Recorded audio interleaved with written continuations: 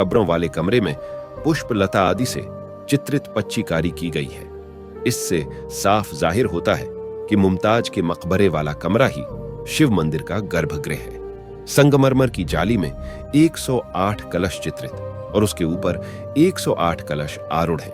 हिंदू परंपरा में 108 की संख्या को पवित्र माना जाता है। आगरा को प्राचीन काल में अंगिरा कहते थे, क्योंकि यह ऋषि अंगिरा की तपोभूमि थी।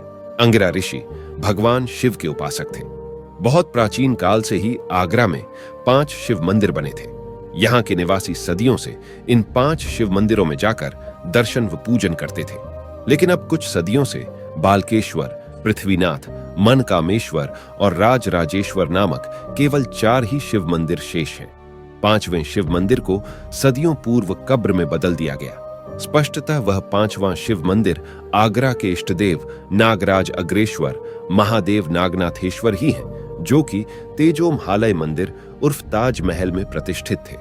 इतिहासकार ओक की पुस्तक अनुसार ताजमहल के हिंदू निर्माण का साक्ष्य देने वाला काले पत्थर पर उत्कीर्ण एक संस्कृत शिलालेख लखनऊ के वास्तु संग्रहालय के ऊपर तीसरी मंजिल में रखा हुआ है। यह सन 1155 का है।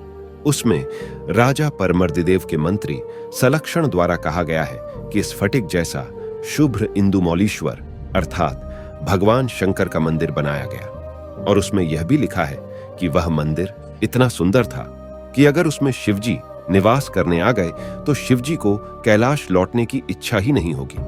वह मंदिर आश्विन शुक्ल पंचमी रविवार को बनकर तैयार हुआ। ताजमहल के उद्यान में काले पत्थरों का एक मंडप था। यह एक ऐतिहासिक उल्लेख है।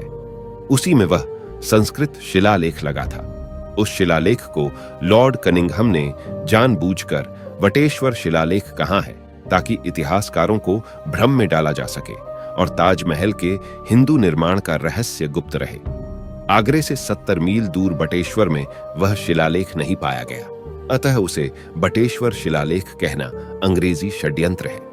शाहजहां ने तेजोमहल में जो तोड़फोड़ और हेराफेरी की, उसका एक सूत्र सन 1874 में प्रकाशित आर्कियोलॉजिकल सर्वे ऑफ इंडिया के वार्षिक वृत्त के चौथे खंड में पृष्ठ 216 से 217 पर अंकित है। उसमें लिखा है कि आगरे के वास्तु संग्रहालय के आंगन में जो चौखुंटा काले पत्थर का स्तंभ खड़ा है, वह स्तंभ तथा उसी की जोड़ी का दूसरा स्तंभ उसके शिखर तथा चबूतरे सहित कभी ताजमहल के उद्यान में प्रस्थापित थे। इससे स्पष्ट है कि लखनऊ के वास्तु संग्रहालय में जो शिलालेख है वह भी